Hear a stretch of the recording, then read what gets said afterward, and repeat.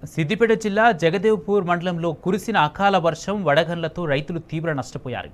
జగదేవ్పూర్తో పాటు మండలంలోని ఆల్రాజ్పేట, మునిగపాడు, దౌలాపూర్, గొల్లపల్లి, పీర్లపల్లి, ఇటిక్యాల, ధర్మారం గ్రామాల్లో పంటలు దెబ్బతిన్నాయని అన్నదాతలు ఆవేదన వ్యక్తం చేశారు.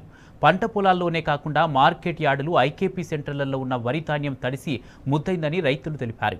ప్రభుత్వం త్వరితగతిన కొనుగోలు చేయకపోవడం వల్లనే ధాన్యం తడిసిందని వివరించారు. 2000 ఎకరాల్లో వరి పంట, 300 ఎకరాల్లో మొక్కజొన్న పంట, 200 ఎకరాల్లో మామిడి తోటలు, సుమారు 100 ఎకరాల్లో కూరగాయలు పంటలకు నష్టం జరిగినట్టు తెలిపారు. వడగాన వానొచ్చి అంతా రాలిపోయినాయి. 3-4 ఎకరాలు పెడితే అంతా రాలిపోయినాయి.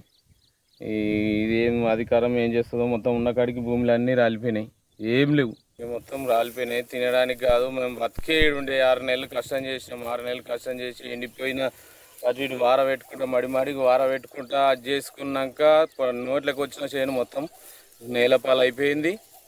ఎట్లా చేస్తావుగా కోద్దాం, రేపు ఎల్లుండి కోద్దామనే వారికి ఇట్లా అయిపోయింది. ఒక్కటే గంట సేపట్ల గతం నేలపాలు చేసిపోయింది.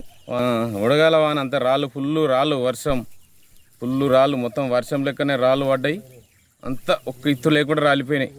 మా బతికే ఇదే, ఇది మొత్తం పోయిపోయింది. ఎట్లా బతకాలి ఏం కథ కూడా అర్థమవుతలేదు. వడగండ్ల వర్షం వచ్చి మొత్తం రాలిపోయింది. చేను ఏం లేకుండా 10 ఎకరాలు పెట్టినాం, 10 ఎకరాల చేను ఏం లేకుండా అయిపోయింది. ఏం ఉరిపెట్టుకొని సచ్చే పరిస్థితి ఉంది, కానీ మాకేం లేదు. ప్రభుత్వం ఏమైనా న్యాయం చేయాలని మేము కోరుతున్నాము. ఏం లేకుండా మొత్తం రాలిపోయింది. మా బావి మీద ఏమున్నాయి, ఈ వర్షం ఎప్పుడు చూడలేదు. ఇంతగానం రౌతులు పడేది, పెద్ద పెద్ద రాళ్ళు పడ్డాయి, మనుషులు కూడా చచ్చిపోయే పరిస్థితి వచ్చింది. దయచేసి ఏమైనా ప్రభుత్వం ఆదుకోవాలని మేము కోరుతున్నాం.